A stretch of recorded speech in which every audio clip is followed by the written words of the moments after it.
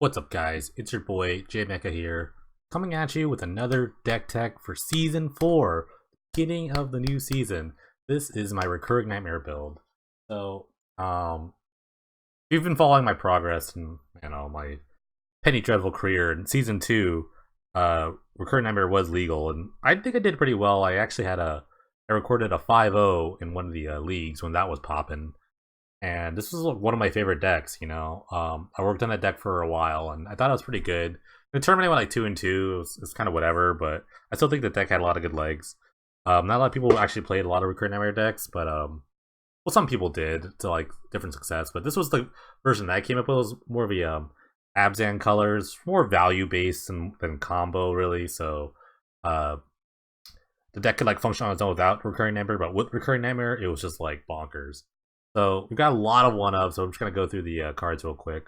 First, going for the land base. It was like 10 forests, 7 swamps, and a couple of Sandstep Citadels and Vivid Groves. We don't have a lot of white. White is the lightest of splash for awesome cards that we'll get to later.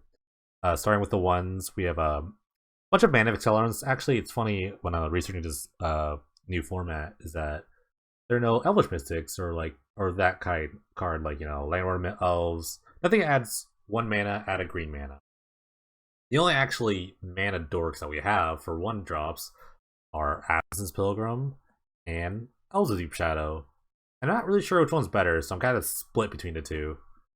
But that's our kind of like early drop things. Other cards, Vessel of Nascency, pretty good at filling your graveyard with creatures and digging for enchantments, which is really important because we really want to find our nightmare quickly.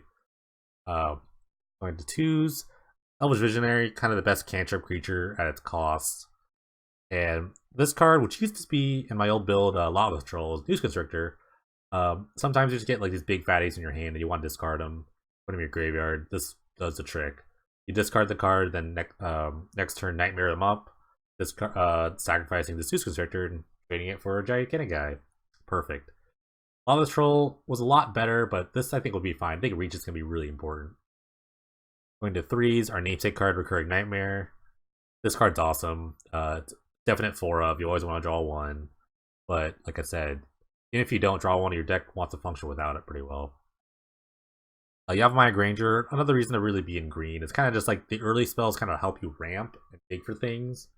So Yavimaya Granger lets go from like 3 to 4 pretty quickly. And another thing is that it just dies on its own. Like some creatures, you just kind of want them to be in the graveyard. And oops, Yavimaya Granger has Echo, and I rarely ever pay for the Echo cost. I just let it die and then somehow get it back. So that's pretty cool. New card here, Familiar Familiar, kind of a mini Palaka Worm. I think this guy is going to be so good in this format. It's splat. It's like it's an artifact, so it's good in every color, and it's splashable. It's kind of like stalls the ground for a little bit, and it has enter battlefields and leaves battlefields effects, which is really the bread and butter of what you want in recurring nightmare decks. I think this guy's gonna be amazing in a lot of different decks, especially in these kind of decks. I think you should playing recurring nightmare. You should have these in your 75 somewhere.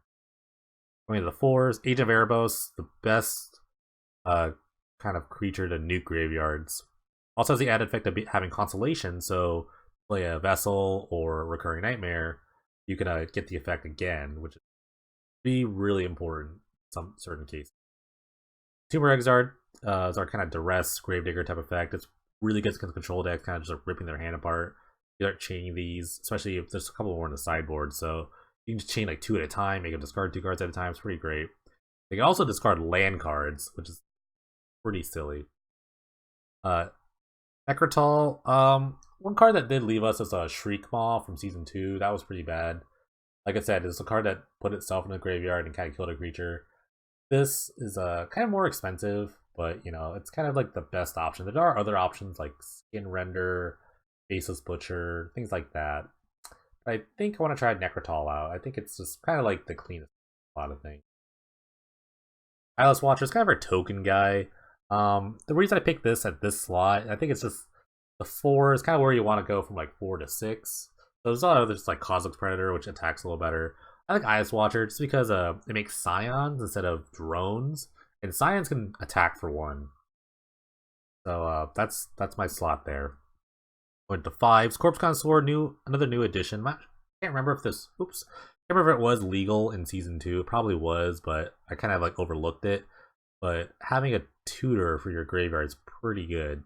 It also has a nerf, so you can kind of just get in there for lots points of damage if you don't have the Recurring Nightmare. New card here, not really new, but just something to fill the void of Shriekmaw is a Predatory Night Stalker. I wanted kind of the sack effect for creatures. I could have used a Fleshback Marauder, but I didn't like the disadvantage of having that creature on my own, so I'm trying out the Night Stalker. Rika's Mender, another little like a utility guy, part Gravedigger, part Enchantment Digger, Auramancer, I guess, but in black and green, so it's a pretty cool card. Also, it's a 4/3, kind of beats down on its own. Sixes and sevens kind of lumped together here just for space.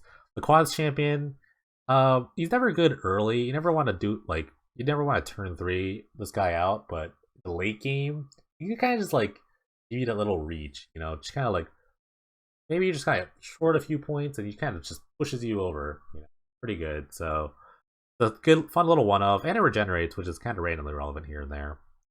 Magister Worth, the real reason just to splash in the white.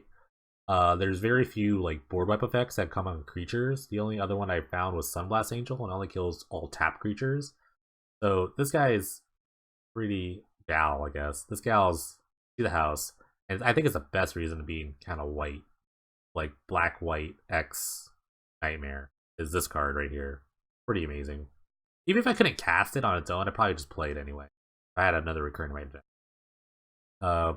Sevens, Pelakka Worm, like I said, a big familiar, but this guy is always a guy you want to be on have on turn 3. If you have like a Noose Constrictor, then turn this card to this guy, then Recurring Nightmare next turn. This is the card you always want. I had 3 in a deck originally, but I shaved 1 just to make room for another card, which is Sylvan Primordial, because one card that was very sad, I was very sad to leave, was Acidic Slime. That was a good catch-all of like enchantments, artifacts, lands, whatever. Sylvan Primordial is a bit more expensive, but it kind of does the same thing. Also helps us ramp a little bit. And it's also a fine turn 3 play. Like in turn 3, you've just got a Acidic Slime, that's whatever. But if you turn 3 this thing, that's a lot better. So I'm hoping it works out. Moving to the sideboard, we kind of shift into sideboard could be more customized to whatever your metagame you perceive your metagame to be or what it actually is. Because it's so early in the format, I just have a very broad sense. Most of it's just kind of combat control decks. So Mesmeric Fiend is kind of gets a card. You don't ever want to sack it, so it's kind of like weird. Actually, what I would usually do is switch Visionaries for this guy when I just want to like empty my opponent's hand quicker. And with Entomb Exarch, these kind of comes in for like the creature removal slots for control decks. Agent, if they have like maybe the mirror match, because I think Recurring Nightmare is going to be a really popular deck this season. Or any sort of like graveyard based shenanigans. I'm sure there's like Reanimator style decks. Agent kind of does the work there. Artifact Stomper and more Filigree Familiars for kind of the aggro matchups. You just want more life gain. This guy is, I think, a house on its own, but if you get it down, the sooner the better. Magister, again, for more aggro matchups. Just having more Wrath effects is pretty good. Last card, Harmonic Sliver. Kind of a replacement Acidic Slime.